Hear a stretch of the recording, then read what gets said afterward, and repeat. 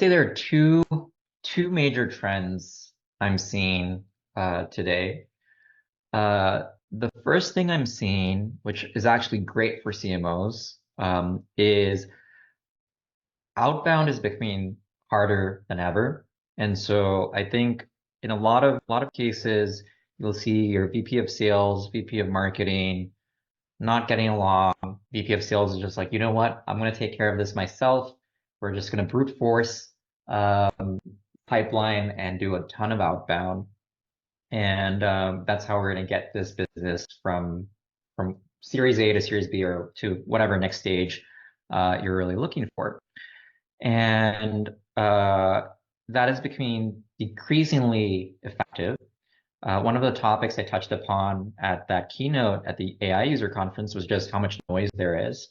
So there's lots of trends moving towards it getting harder to talk to somebody one-on-one, essentially, especially if you're a stranger, especially if you're uninvited. You're not somebody that they really want to talk to.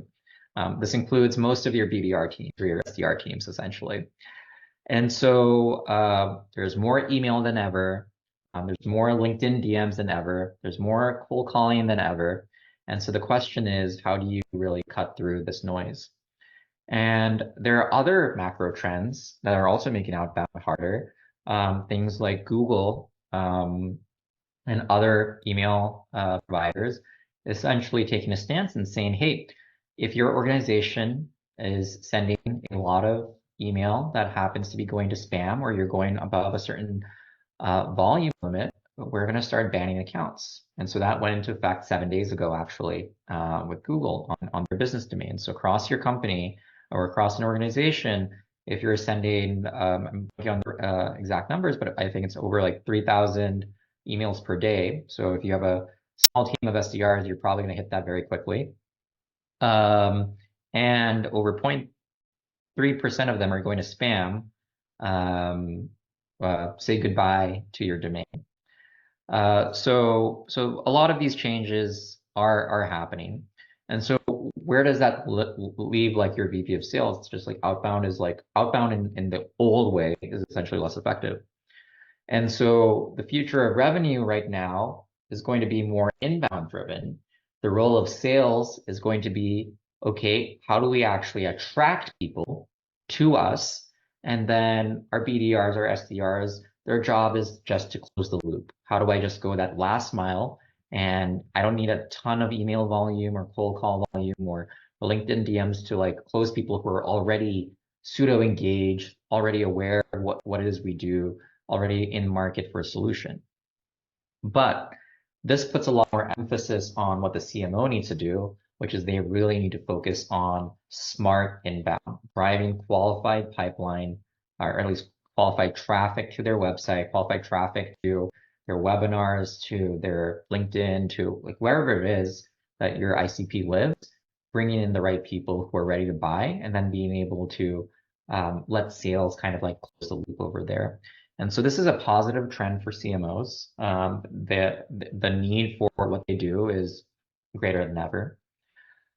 The second thing I'm seeing is just like people being harder on marketing than ever before. You mentioned how CMOs used to have 5-year tenures. I think CMOs have the shortest tenure of any C-suite exec. I think the average is like about 18 months. And I think there's a couple of reasons for that. One, the economy started going south in 2023. And so we're not flush with venture capital in the same way we were back in the golden era, but we almost saw a decade of infinite capital coming our way since the last financial crisis till last year, barring a couple of little dips, like capital was easy to come by. People were okay with turning on the faucets to run inefficient campaigns, even if like the ROI wasn't necessarily there. And so CMOs are under a lot of pressure right now to be able to grow that inbound in a way that's actually capital efficient. And so they have to think a little bit more carefully about how they want to do that. They have to think a little bit more carefully about how they want to think about timelines, right? So if you don't have all the capital in the world to just like spend a ton of money on paid acquisition, which has like maybe like well, it's quite possible that the payback doesn't even like economically make sense, but you got leads in the door or pipeline in the moment. Uh, at the same time, you don't have the runway to be doing a lot of like very fluffy, high level, top, like truly very top of funnel brand building type stuff. I'm not saying it's not important. It is very important, but you have to think about where you are as a business and what tool you need in the moment. And so I think a lot of CMOs really need to think about, okay, like what should I be doing right now? What is the right sequence of activities or campaigns I need to be focused on so that I can get a couple of early wins. I can prove that I can get pipeline in the door, and that gives me more runway so that I can work beyond 18 months to make sure that this company has like ultimately brand building, which is the only thing that like lasts in the long term. You can sure as hell count on every competitor copying any kind of unique feature that you have. And so just like being the go-to piece of software or product is the thing that's going to defend you long term. I think the other thing that CMOs have to contend with in this economy is that the structure of their team is also changing. We're seeing teams shrink. There are fewer specialists on their teams. There's more generalist marketers. So back in the day, you'd have a paid ad specialist, you'd have a content marketer, you'd have an SEO specialist, you'd have a field specialist, you'd have a lifecycle marketer, lots of roles, lots of different people.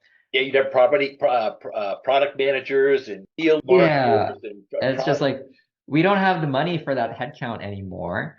And instead, I think what's happening is companies are going to have generalist marketers, and their job is to really understand the customer, like truly understand the customer, really understand the market, understand the competitive landscape, and then delegate a lot of the specialist work to like fractional agencies or folks. And I think there's a whole sort of industry of that popping up right now. You have to be careful about how you work with them, the right people you choose. And then tooling. I think AI has made a lot of stuff that used to be esoteric knowledge or hard to do easy. And like that's where like products like us come in as well with Letter Drop. It's just we're telling people like, hey, put a smart person in the driver's seat, and then we'll take care of a lot of the other stuff in terms of how to actually operate with SEO or LinkedIn acquisition or like pull data from your sales calls or any of that kind of stuff. We'll take care of that for you. But it can only be as effective as you having a smart person in the driver's seat. Like you still need that really smart marketer on your team. And so I think whether you use tools or fractional work, you're going to arm your marketing team with that in order to be effective. So to recap, number one, inbound is the future of revenue. CMOs have a big role to play in that. Outbound is just getting less effective, or rather, like completely cold outbound is getting less effective. And trend two is there's much more scrutiny on marketing spend, and so CMOs have to be very smart about what they spend on and when, and how they think about team composition, given that money is no longer free. Right. I was following this pretty closely in the past,